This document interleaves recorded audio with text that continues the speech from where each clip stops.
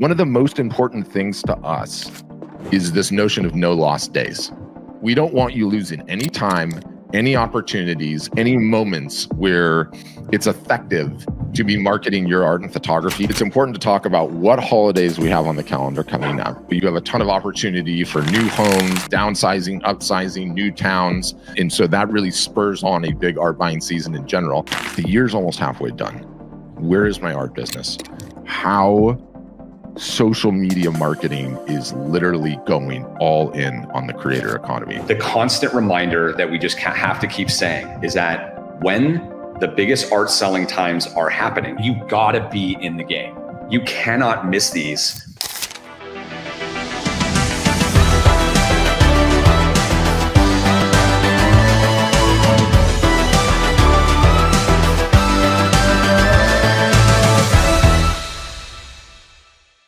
Welcome back to another edition of the Art Marketing Podcast. I'm excited to keep exploring sort of this new show format that Nick and I have been doing, which is touching a little bit on current events, on time of the year, on what we're thinking about right now, what we think you should be thinking about right now and paying attention to. And so one of the most important things to us is this notion of no lost days, right? We don't want you losing any time, any opportunities, any moments where it's effective to be marketing your art and photography, to have the wind at your back is one of the things that I like to say. So as we're recording this here in the beginning of May, where is the time gone? Unbelievable. This is a very important time. And all the time is an important time, but it's important to talk about what holidays we have on the calendar coming up. Kids are about to get out of school. We're about to get into the summer season. In the summer is when the most people move. And so you have a ton of opportunity for new homes, downsizing, upsizing, new towns. And so that really spurs on a big art buying season in general. But we also have some big holidays, Nick, up on the calendar that are coming up that are huge art selling days. Namely, Mother's Day coming. Yep. Father's Day coming. Yep. You and I'll take it. Proud dads. We have generally all the craziness of the summer. And yes, you have 4th of July in there. Yes, you have Memorial Day in there. Yes, Amazon Prime will be having another Prime Day sale in there, which has turned out to just be a huge e-commerce holiday made up out of thin air. God bless Amazon. Very intelligent there. And so it becomes more important than ever as you say, the year's almost halfway done. Where is my art business? What have I been working on? What's been working? And what are the next 6 months going to look like, right? Especially as we get into the all too important end of the year, which is the biggest art selling time of the year every year. And one of the things that we found over the 10 years of doing this is if we get way ahead, okay, if we get way ahead of these holidays, if we get way ahead of the Q4 and we're banging the drum incessantly, you got to get ready, you got to get geared up, you got to go. Our customers end up being more motivated to take their marketing seriously, to not come off the gas, to not say, oh, summer's here, I can just forget about doing everything. And then when fall comes, I'll get back at it. Yes, exactly. And I think just that constant reminder of, as you were going through all of the big art selling holidays that are coming up here right ahead of us, and then end of summer, and then into the fourth quarter, it's just like the constant reminder that we just have to keep saying is that when the biggest art selling times are happening, which is around these holidays, you got to be in the game. You cannot miss these. The biggest art sellers out there on our platform and off are taking full advantage of these. Okay. And when you see a direct correlation between people like artists who are marketing very well around these biggest art selling times of year and ones who are not, you just got to get out of the weeds and understand at a high level that you might be thinking about how to make a better reel today, or a better TikTok post or Facebook post or whatever it is that you're doing. If you're not taking advantage of the biggest art selling times of year and you're not ready to do that and you don't have a plan, like Mother's Day is right here. Have you been executing on your Mother's Day strategy? Have you been taking advantage of it? This is a huge art selling holiday. If you are not selling a bunch of art right now as we speak during this time, you're not taking advantage of the Mother's Day art selling rush. You're out of the game. Even if you have a website, even if you've done SEO and you're in the search engines, even if you've done whatever it is, if you are not selling right now, you're not in the game, and you got to be in the game. Yeah, the momentum really is the key, right? And we have to incessantly bang the drum. You cannot miss these holidays. Every single solitary one builds. It's like training for a marathon. When the marathon is that end of the year, and the more you get these reps and sets in, you guys, the bigger, the faster your business is going to grow. The more new customers you are going to acquire. The more new customers you acquire between now and the end of the year, the more folks you have to email. Okay, when you have a Black Friday special, when you have end of year deals, when the end of the year buying season is going, right? So it's really important. We'll come with some more creative content. I've been able to witness over the years some of our customers that are really good at taking advantage of holidays. I have this one gal in mind, Kim Zavia, shout out to her. She'll sell like 75 to 150 individual small Mother's Day custom pieces every single solitary Mother's Day. Everyone does it. And they're hand painted flowers, small. She does them in like 30 minutes a piece and does so incredibly well. And so I've got to see people that truly understand how to take advantage of the holidays, but then also self-gifting on the holidays, you guys, cannot be ignored. My art doesn't fit moms. My art doesn't fit dads. My art doesn't fit this holiday. My art doesn't. That's not the game. And it's not even about either. Like, I don't want to be one of these artists that's constantly on sale, right? And is constantly running these sales, and you're making me feel like a used mattress salesman, right? Every time there are one of these holidays, whether you're discounting or not, or you're just running a promotion, letting people know you exist, letting people know that you have art and it's for sale, the wind is at your back. We can see, and I should mention, we have a little bit over 14,000 customers now. And are we the biggest art thing in the game? No, but our data is starting to get significant. Like, we have enough transactions going down on the platform that we can see the spikes. And it doesn't matter. It doesn't matter what type of promotion that you're running. Do not let that get in the way from you saying, I've got to take advantage of these holidays, because it's just a wind at your back, Nick. It's just a little wind at your back. Yeah. And I think from a data standpoint, you make a good point there, because when I think about any artist website platforms, like where you're where you're empowering an artist to sell direct to market through their website by marketing digitally and all that stuff, there is no one that's even near our size or data that's out there. So we're seeing data specifically from the artists and photographers that are trying to build their own direct business and take control of their own destiny. And so that's why this data and the things that we're coming out with are important in terms of understanding the trends. 100%. And I'm not sure if you saw the recent quarterly reporting from Etsy, but Etsy's was not good. They're down quite a bit. And I contrast Etsy's numbers with our numbers and saying, is this reflective of some broader economic trends or what's going on? And our folks are still growing. You know, I'm gonna talk about some customer interviews that I've been doing a little bit later in the show. You'll hear from them in some of these interviews, like, their businesses are still growing. And what you notice is that, contrast these two things. You throw your art up onto a marketplace and you don't do much else. You're just hoping people discover you that way, versus actively working on a business in which you own everything, okay, and not coming off the gas of the marketing. You're less susceptible to the vicissitudes of what happens in the market, any of the ups and downs that are taking place in the market, because you are the one that's actively marketing, right? You're not as subject, because you're not competing against a marketplace that just goes to the ride based on the economy. You are doing your own job, your own marketing, getting more attention, and that process can go up. Does not matter what the facts on the ground are, economically speaking. Doesn't matter what it looks like, because you're not competing against that. You're just competing against you. Did I do more marketing? Did I acquire more new customers? Did I acquire more new email addresses? Have I done more in-person fairs or shows? So you can't let the facts on the ground interrupt your ground game, because it's the only thing that matters. It's the only thing that matters. And we've seen that. Our numbers reflect that. And it's exciting to see. It's exciting to see when you take control of the destiny of saying, I am going to keep growing. I'm just not going to stop. So I think that's really important. Yeah, there's so much to talk about within that. And, you know, I think one of the things that's amazing that will last in any type of economy, and you really have to experience this personally, but buying a piece of art or any type of artistic item, whether it's like a merchandise item, like a puzzle or a mug or whatever it is, from an artist that you like, when the artist does like the right marketing. And what I mean by that is like the right marketing. It's not how many posts a day and all that stuff. That obviously plays a role, but it's more just like the way that the artist is connecting with their audience and the connection you feel as a buyer of their product. The joy that you get from it, and this is my whole point, the joy that you actually get as a human buying that piece of art is a really big deal. It's amazing. It feels good. You feel good supporting the artist. You're not comparing prices anywhere. And that's the problem with the marketplaces, right? Marketplaces, it's like everybody else's art is one click away at a lower price, and it's like a race to the bottom. So it's just a whole different experience. When you're selling direct and like I'm buying from you, I'm not sitting here going, wait a minute, how much is this art in comparison to other artists like this person? And are they price competitive?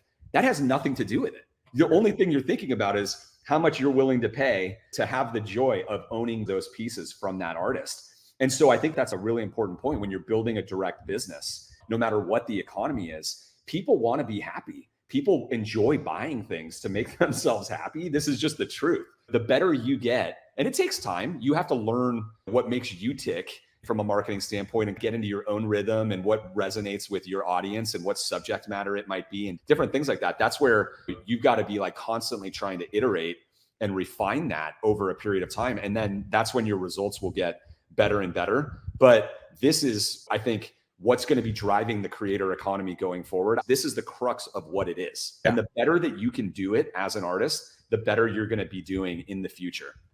Yeah, I totally agree. And that gives us a nice little pivot point to some great news, okay, for all of you guys that are out there that are creators. And anybody that's been watching any of my live broadcasts recently would know that I'm really hot for you guys as creators on Instagram to follow the head of Instagram.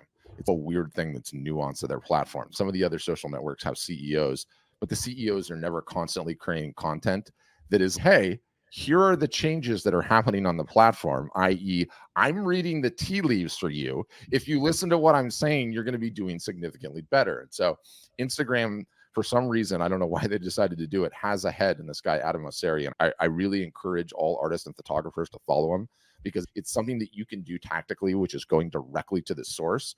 And so they had a huge announcement. And I should say going directly to the source because this is important to me. I see this guy make posts.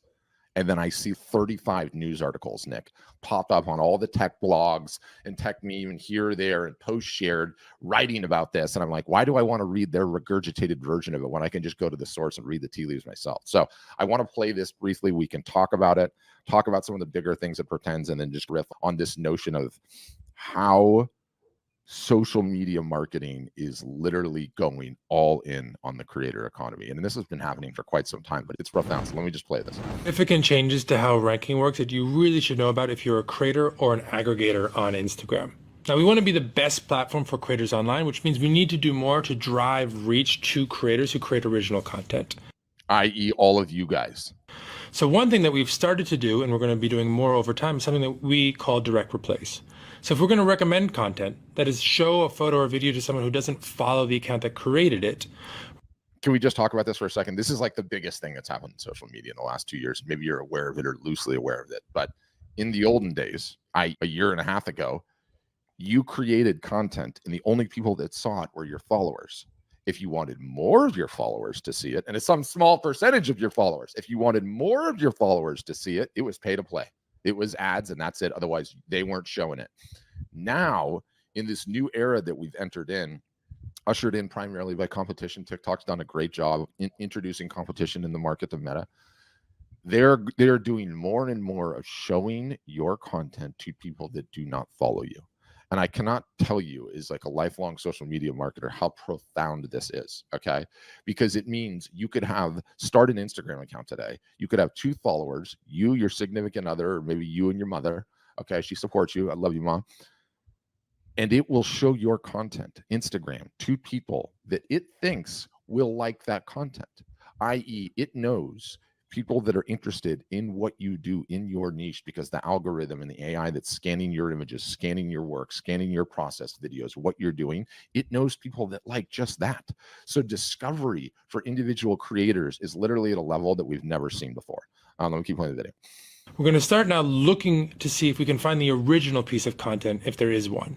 And if so, we're going to actually show that original piece of content instead of the content coming from the aggregator or the resharer. Now, we might not always be able to find that original piece of content. Maybe it was posted on another platform. But as we get better at this over time, this should affect reach more and more for creators in a positive way and for those who repost other people's content in a negative way. So people just don't even understand how big of a deal this is. Let me just explain this in plain English. You share your artwork and you have a small account, okay? The artwork is beautiful and catches someone's eye who is a professional social media marketer and has a big account. He calls them aggregators. We call them curators, doesn't matter. What would have happened in the past is they would have grabbed your content and shared it on their account, okay? Then that post, because the artwork is so creative, would have gone viral, all right? Now that's awesome for you because you're getting that free attention, but all of the following, all of the interaction, all of the engagements, the likes, the comments, the shares, the saves, the post saves would have gone to that person who discovered your content and shared it, okay? That's how it used to be. What he's saying now is our technology has gotten so good that when you post your content, we are going to attribute that to you. You own it and we know you own it, okay? Then we see, okay, that someone else has shared your content and all of a sudden it's blowing up and exploding, okay? That's going to trigger a little alarm bell in the algorithm and it's going to go, whoa, this content is going viral. And then the algorithm is going to go, who created it? Do we know? And then the algorithm is going to go, yeah, we do know who created it, right? It was Nick Friend. Then they're going to redirect all of that traffic back to your account and start showing that post. This is like a significant deal, okay? Especially with creative artwork that inspires people or is timely or is melded to a social period of time or a big sporting event or any of these sorts of things. Because this is happening, you guys that in the past had something go viral, that virality is all now going to be redirected to you, the creator. This is a significant advancement. And let me tell you, they're all towing the line. When TikTok introduces something like this, because their algorithm is the most advanced, Instagram instantaneously picks it up. Then YouTube Shorts is, I got to get on it. And then eventually Facebook is on it as well. So this is a big deal. And again, it all goes back to this notion of the creator economy, okay? And how it is absolutely exploding. And Instagram realizes, I've got to go all in on this. Mm-hmm. I've got to go all in on this. I don't care about these bigger accounts. I want to reward the small guy because I know if I do that, more small guys will come to my platform, create more content, keep more eyeballs on it. And so we're getting into the you scratch my back, I'll scratch your back, being a little bit more in balance rather than just kill yourself creating on my platform and maybe I'll toss you a bone every once in a while, is shifting to, wait a minute, you're the lifeblood of this platform. We finally realized it. We know we need you. Let us give you some free attention. That is a big deal, Nick. Huge It's a deal. big deal. Yeah. And I think, first of all, a couple of points, right? Number one, the way that things are trending in favor of the creator, right? Yes. The creator of the content, the individual who is contributing to the platform is just a huge deal, right?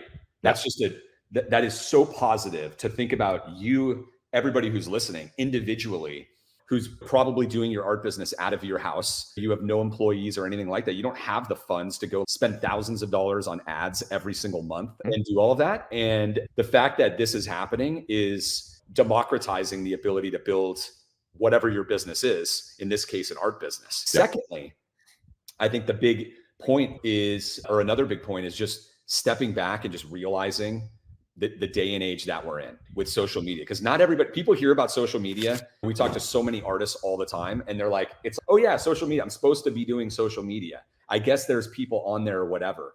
And they don't really understand. And I think it's important for us to step back and take the time to define what this really is. Like what this social media age really is and its importance historically. Okay.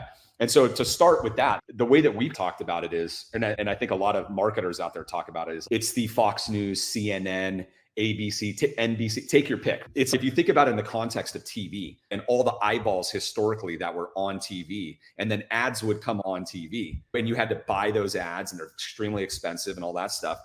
Otherwise, you didn't really have any distribution. Magazines, like things like that, there was print and whatnot. But in this day and age with the internet, the social media platforms, Facebook, Instagram, TikTok, just go down the list, right? This is Main Street of the internet. This is those big media platforms. You have billions of people on these platforms every single day. You can't get away from it. We all see it everywhere. Everyone is face down on their phones all the time. Yep. You look over at a car at a traffic light, people are on their phones. waiting for the light to get green. You're at line getting food. You go to dinner, couples, both husband and wife are on the phones. Whether you like moms pushing the strollers, walking the dogs, like it's everywhere. It is literally everywhere all the time. And you as a creator are able to tap into this. This is such a big deal, right? And this is why understanding what's going on with social media and learning how to do social media better as an individual creator, like this is where you're going to invest. You want to invest your time and get better at it because this is your opportunity. This is a real big you don't have to go buy ads on TV or radio or print, which was totally cost prohibitive. And this is why the starving artist problem has existed for so long and it's totally so hard being busted up. How does someone getting started advertise? Like how do you get out there? Yeah, exactly. Like you really had no options and you needed a publisher or you needed galleries and to do this stuff for you. Aside from going and doing local art shows, which was only getting you limited distribution. And those are still great. Don't get me wrong. Yeah. We totally support those. We love when our customers are doing those just because it's an easy way to get in front of eyeballs. Sometimes it's easier if you're having trouble getting started on social media to just go to a local art show. It doesn't matter if it's like a brewery on a Saturday. Farmers market. Yeah, farmers market. Exactly. Setting up a table at the beach without even a permit, right? Exactly. All of the above, just getting your art in front of eyeballs, always a good thing to get that direct feedback and grow your email list, have people do signups and all that stuff. But the whole purpose of getting those emails and seeing those people is to actually get them into your digital ecosystem, so to speak. Because once they're on your email list, it's a lot easier to get them to follow you on social media and start seeing your stuff. And now your audience is growing and all of that. And so it all ends up back in the digital space. But I think it's really important to understand that you as an individual and these social media platforms represents the biggest opportunity that artists have had in history, and everyone can do it. Everyone can do it. It's totally democratized. There's nothing stopping anyone. The only reason some artists are doing better than others, obviously your product, your subject matter will help you a lot. The popularity of it will help you a lot, but it's just about your own knowledge and skill in being able to create some content that actually gets reach, that actually gets out there. And that's what you want to learn how to do better. Yeah, there's no question. And like, I've been doing this for a long time and especially encouraging and motivating, inspiring, teaching artists how to get better at telling their story in social media. And I know all the pushback. The algorithms I just don't understand them. They're all against me. I don't want to share what I had for breakfast or lunch. I'm not really techie. I don't like doing this. I don't live an interesting life. I don't really understand what to post or how to post or when to post or any of these things. This is just not my generation. And I understand all those arguments completely. And there's a ton of validity to them. But you have to zoom out for a second and be contrarian about this whole thing. And I like leveraging an analogy in this. And the question I might ask you is, where are the fish, Nick? We have to go to where the fish are. Okay. Yes. And my analogy is if we're fishermen, okay, we go down, our job is to go down to the boat in the morning. All right. Drive the boat to where the fish are, get our lines in the water and try to catch as many as we can to feed our family. Okay. Let's talk about that historically. Historically, you go back 20 or 30 years, the fish was pretty much an art gallery, if you could get into them, or it was doing local fairs and shows. Okay. Early on in media consumption, at first it was newspapers. And then emerged radio. That's where the fish were. Okay. That's where the fish were. Then came TV, the big channels. That's where the fish were. Then the horizontal expansion from 3 channels, the big 3, ABC, CBS, NBC, to 55 different channels and all these different niches. That's where the fish were. Guess where the fish are now? They're on the social media sites. That's it. So it's not a game of, I don't want to post what I had for dinner or what I did last week, or I don't have an interesting life or any of that. It's no. We're just being contrarian about where the fish are. That's it. Okay. That's it. And that's the way that you have to think about it. And you can't get caught up in any of the rest of that nonsense because it's all irrelevant. The good news is that by and large, most artists and photographers are terrified of it. And I was talking to a customer yesterday. And I have these great landscape photos, Patrick, and I'm so excited about them. When I go on social media and I see this guy, he's got this beautiful video of an eagle landing in a tree, and the resolution is so perfect. It's the most incredible thing. Where can I even get started? Going back to what we said earlier, you don't have to worry about what anyone else is doing. You just have to worry about you, because there are so many fish out there that anybody can catch them. It's just about your output. Okay. And I've got another video from Osaria and then another little quick tweet so that we can wrap the bell on this one that I want to talk about just briefly. So I'll share this one. For this week's Creator Spotlight, I want to highlight Aki and You wouldn't, for those of you that are not watching, it's this delightful, presumably Japanese couple that makes a video every single solitary day. And they're probably like in their 50s, 60s, 70s, somewhere around there. They make a video every day of what outfit they're wearing when they're going and walking the dog, right? Koichi, they are a couple. They do these amazing videos every day. You'll notice yesterday, the day before that, of their outfits. Another great detail is every video starts with you can see them recording it or turning on recording, which is a nice way to make it a little bit more intimate. Remember, consistency and intimacy, both incredibly important for creators. So this is why you have to constantly follow this guy. It's Adam Mosseri again, and read the tea leaves. Consistency, okay, important, what we teach all the time. Authenticity, very important. In one of the huge takeaways that I have, and I want to have another data point on this in just a second, is, Patrick, I don't have a professional camera. Nick, I don't have a professional lighting setup. I don't have hair. I don't have makeup. I look disheveled. And this is like one of those things that gets stuck in your brain, right? That prevents you from achieving the consistency. And here, this hilarious Japanese couple, it's just them in their daily lives doing what they're doing. They're being authentic, okay? And what Mosseri here is telling you to do is, look, you don't need this high level of polish, okay? You just need to be consistent. And what do I constantly say? That I've been banging the drum on for quite some time now. Art sales are 50-50, you guys. It's 50% the art and it's 50% the artist. Who you are, who is the authentic you, what makes you interesting? What are all the things that I can learn about you on social media when you're not just talking about your art, okay? When you're not just talking about your art. I've got a marketer I've been following for years, and he's got another data point on this. And the line for this tweet that those are just listening is, beautiful doesn't equal more likes. And he's run a huge data set on this notion of low-fi versus high-fi content, i.e., I'm just going to turn the camera on and show me, be authentic, okay, versus I'm going to make this thing look like a polished television commercial with lights, camera, action, edits.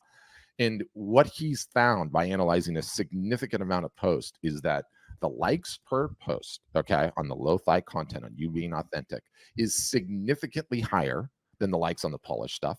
And the comments on the lo-fi content is significantly higher than the high polished content. And so what we need to take away from all of this is that social media is where the fish are. It is getting better and better for creators, okay? And that if you share authentically who you are as an artist, what makes you tick, what makes you interesting, if you operate under this rubric of what can I share on there that has nothing to do with my art, that just has to do with me, you're going to win. You're going to win. And that lo-fi content that you're so terrified is not going to be polished and not going to present beautiful works better than the polished stuff. Yep. It just does. And we found this in our own marketing. Like, we just turn the cameras on and we go. It doesn't matter what day it is or for what reason it is, because we have this incredible ability to reach so many people just by being consistent. By being consistent. Whenever we've produced like a high production video, like for ads or and like they all bomb. Yeah. They all bomb. They do terrible. And it's always just the authentic, like quickly done content that was like on the fly, like me or you on a selfie video or a customer on a selfie video or something like that. Walking in the backyard around. Yeah, exactly. And I've gotten to the point, and then there's that whole trend in marketing about make ugly ads. Ugly ads. It's like a hashtag. It's like a real thing because for whatever reason. We'll define it because it's important. Yeah. So what I mean by that is, like, everybody listening, like when we're all going down, like scrolling down on our phones and whatnot, do you notice how when something looks like really produced well, like you just scroll right past it? Because it's an ad you're getting sold to.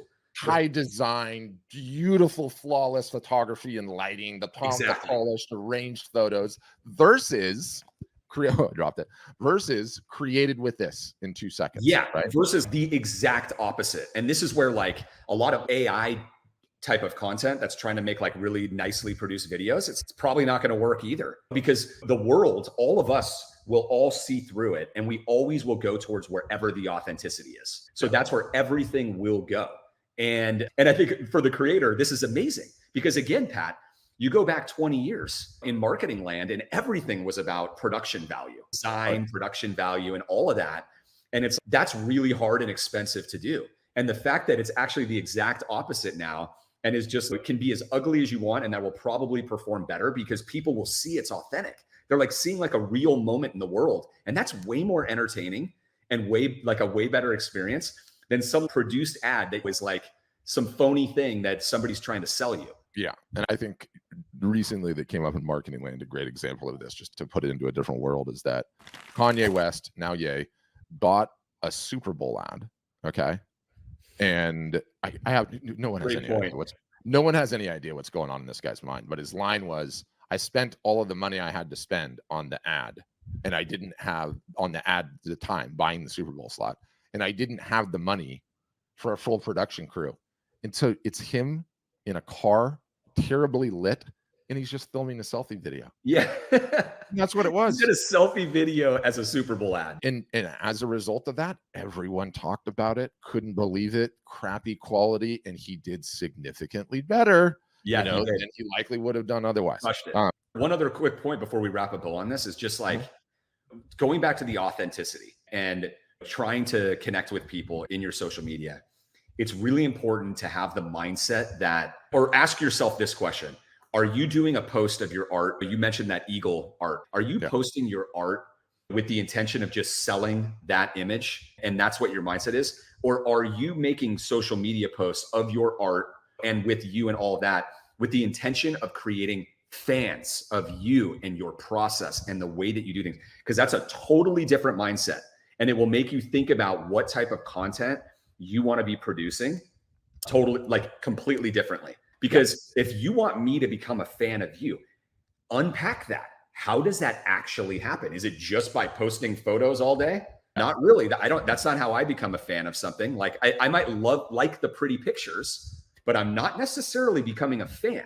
I become a fan when I understand your process more and the workload and your thought that you've put into it, and the different things that might open up a window into you, what makes you tick or whatever it is. But to me personally, it's always more about the art and how you're doing it and the story behind it. Photographer Tim Lehman, one of our customers on the platform, he's a great example of, it's like he takes pictures of birds in like incredible settings that are, he's probably the best in the world at it, right? National Geographic and all of that stuff. Photographer of the year. Yeah. If you look at his photos, the first time I learned about him, I just saw his photos and they didn't mean much to me because I'm not really into birds. But then I started seeing his videos, his own videos where he's up like 100 feet in a tree, spending the night for 15 hours waiting for the perfect shot. And I'm just like, whoa, I am instantly a fan. Now, I would have never considered buying one of his pieces because it's just not what I would hang on my wall. But now that I understand Tim Lehman, I am in awe. I'm a fan. And it has nothing to do necessarily with the visual image, but the visual image is good and there's so much meaning behind it. And now the whole thing changes. And so you want to be thinking about content in that sort of a way, right? How are you going to be creating fans? And has the content you've been posting been consistent with that, or has it not? Yeah, amazing. So some programming notes. The podcast has been around for a long time now. We have over 500,000 downloads, which is awesome. We've experimented with different things. It started as all the hardcore tactical marketing stuff. We threw in some customer interviews early on. We did some customer interviews later.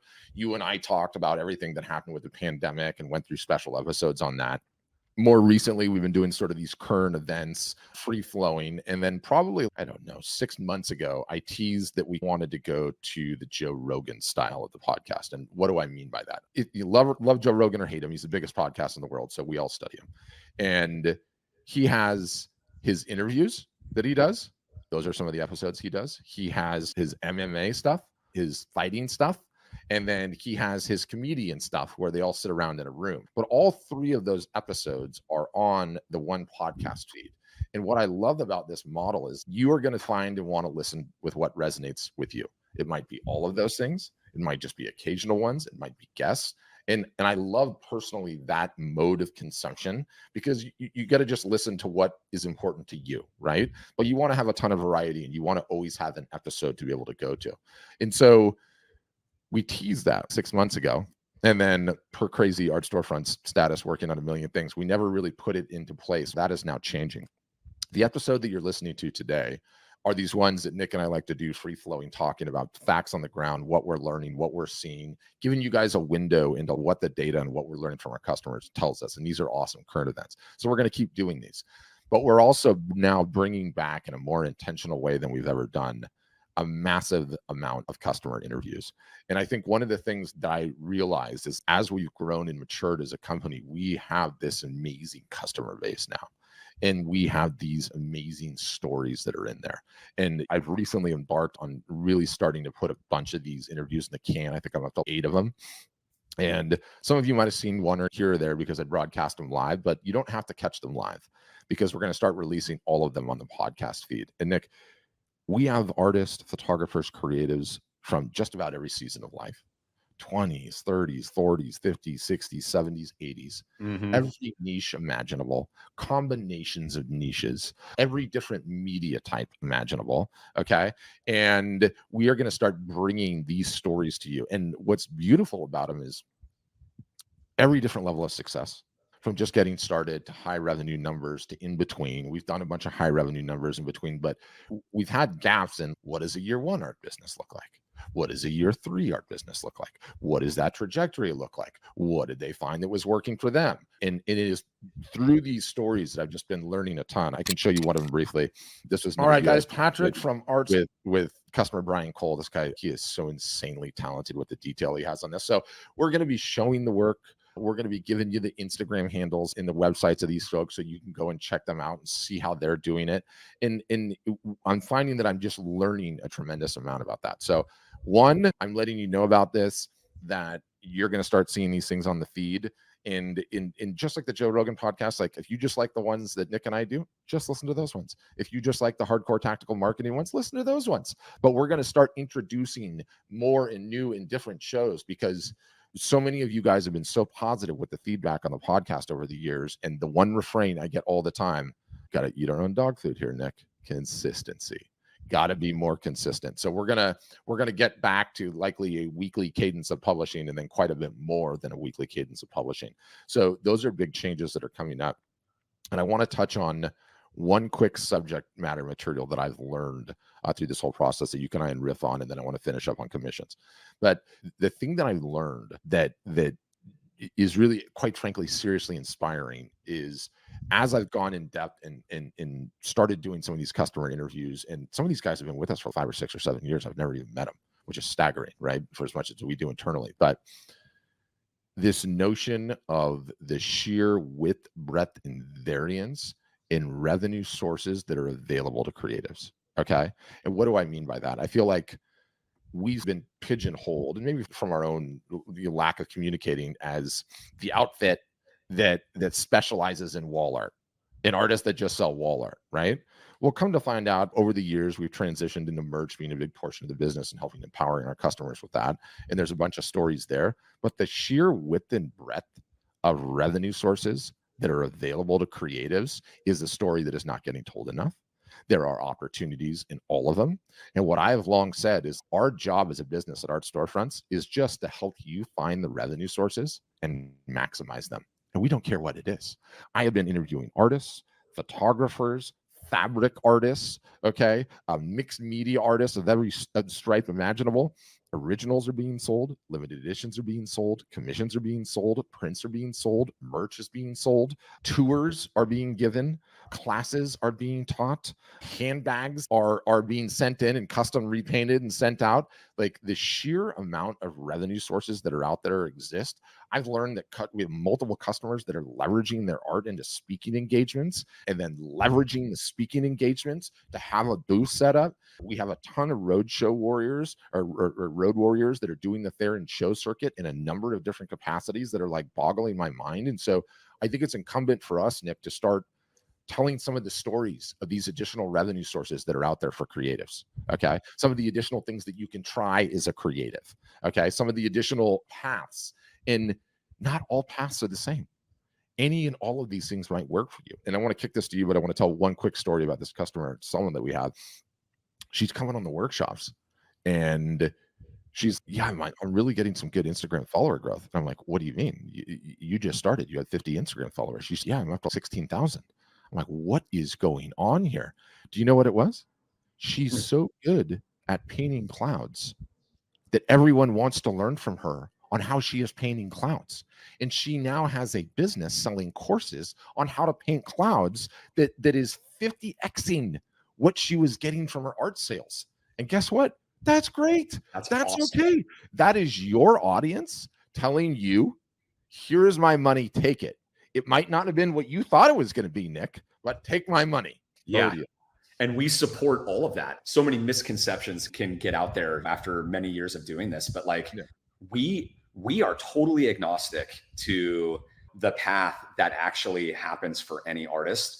We're supportive of all of it. And if something like that just takes off, like that's what you got to promote. That's what you got to lean into. If you're trying to make a real business about it and you care about growing your revenue, if you don't, then it doesn't matter. And I'm not judging that either. Anybody can do what they want to do. But you never know what's going to happen. You never know what's going to be your path. And you just got to get out there and you do it, and you look for the signals and you lean into whatever's working. And everyone's path is going to be unique and different. Everyone's is going to be different. That's why there's no formula to follow out there, guys. And if anybody who's trying to sell you some sort of a formula, it's the equivalent of a get rich quick. It's snake oil. It's complete, utter nonsense. Do not follow it. Do not buy it. Do not follow it. It is not true. And if you are listening and you are hoping that Art Storefronts was one of those, like Magic, it is not.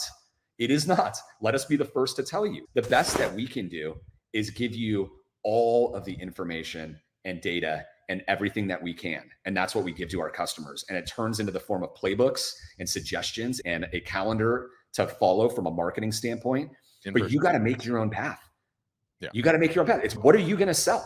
What subject matter are you going to choose? What are you leaning into and not leaning into? What stuff is going to take off for you versus not?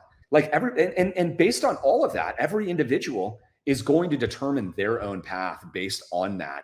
And that's actually the way that it should go. The only way you get there is by experimenting and actually just doing it and just launching stuff and shipping stuff and trying stuff. And some stuff works and some stuff doesn't work. And you just figure it out as you go. So you just got to go and get out there and do the marketing and promote yourself to see what is actually resonating. And you go from there. And what you end up selling and what niches you're in and all of that will probably end up surprising you. Yeah. And we've had some wonderful playbooks for certain aspects of running an art and photography business. And now we're really like starting to add into new ones, right? One of the things I've been mentioning recently is we're seeing an incredible trend with individual artists and photographers. And again, just completely following into this notion of the creator economy, right? The individual empowered.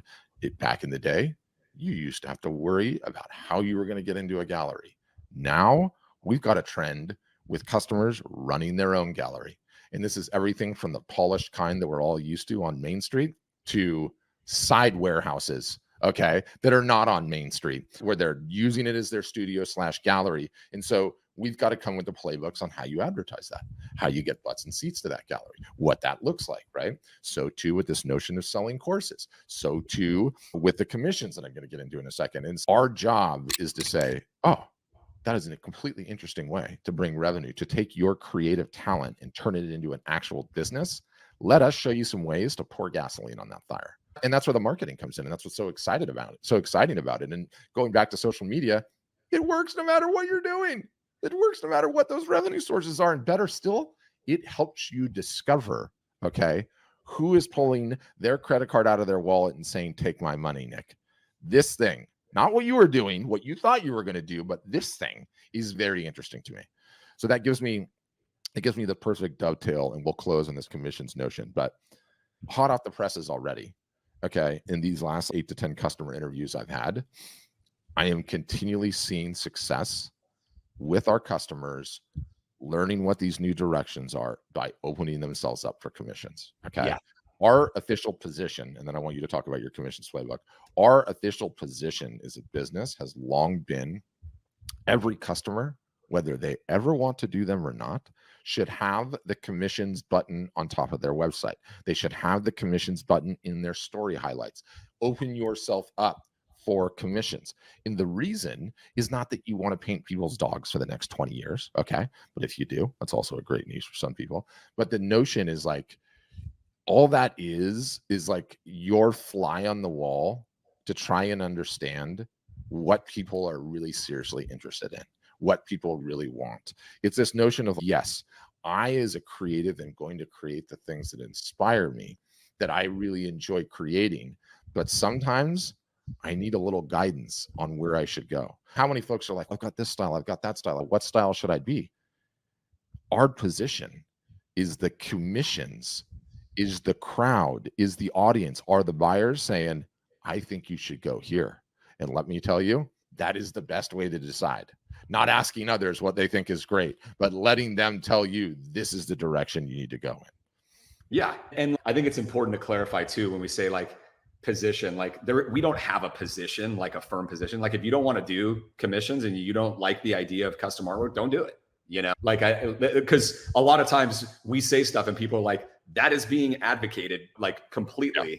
And I think it's just important that with anything that we say, it's like your own path, what you want to do. It may be different. You don't have to do it that way, but that goes back to what we were just talking about earlier, like what our job is. Our job is just to give the information that we're seeing. It's not really a position. It's just like hey, we're giving you what we're seeing. And this is an absolute fact. Like I created the custom artwork strategy that we have. That's for our customers, the playbook for it, which is many other team members have now contributed to. Explain what it is at a high level too. It's just, without going into all of the details of it, it's just the way to offer very quickly in 5 or 10 minutes some custom artwork to your audience, right?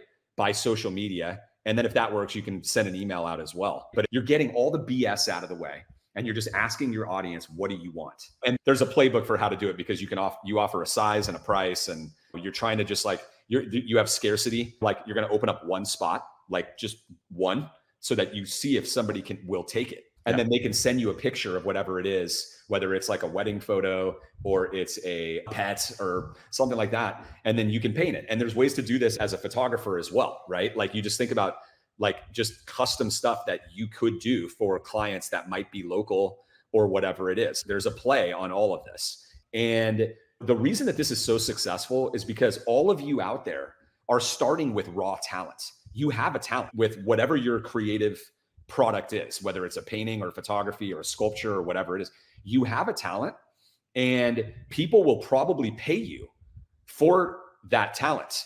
But the product you're offering them that you have chosen, which is i.e. your subject matter, may not have any relevance to anyone that is following you or that's in your orbit, or maybe anyone out there. You just don't know. Like your subject matter, your niche just might not be resonating in any way. And the way to get that out of the way is to offer custom artwork and let your audience tell you what they want. Let them tell you what they want. And it's also a great qualifier, Pat, of your current audience. If you offer a great deal of one custom artwork, custom shoot, or whatever it is, and it's really a great package deal, and you'll never lose money on it because you're offering one, and nobody takes it, then it's a great validator of your existing audience that like nobody's going to buy anything that you currently have. You need to get outside of that audience. You probably need to get out and maybe do some shows in person, but something that is not resonating at all because nobody's willing to pay you for your talent, right? So if you keep dropping your price and you get no takers, you're going to find out right there what's going on with that. It gives you incredible fast feedback on your subject matter, on your audience, on different things, and will help you get in a better direction when you start seeing what people are actually asking from you. And that's a really big deal, because what I would say is that the vast majority of artists that are out there that are totally struggling are just pushing multiple niches on people, on their audience, without feedback and going without feedback. And they oftentimes, more often than not, are so talented, and the talent is there, the quality is there, all of that is there, but they're just pushing their talent in the wrong direction and it's not working. And it has nothing to do with their talent. If they put their talent in the right direction, they're probably going to do pretty well. And that's the shift that needs to happen. And offering commissions and custom artwork can help make that happen. Yeah. Again, I'm seeing a tremendous amount of success in ideas that are coming directly from customer feedback, right? So I think opening yourself up to that feedback, figuring out how you can get people to let you know what they want you to create, and just being open to saying, you know what, I love creating what I'm creating, but I also want to get some feedback and hear what some other ideas are, and then use that as a further input, this notion of this whole commissions in the first place, right?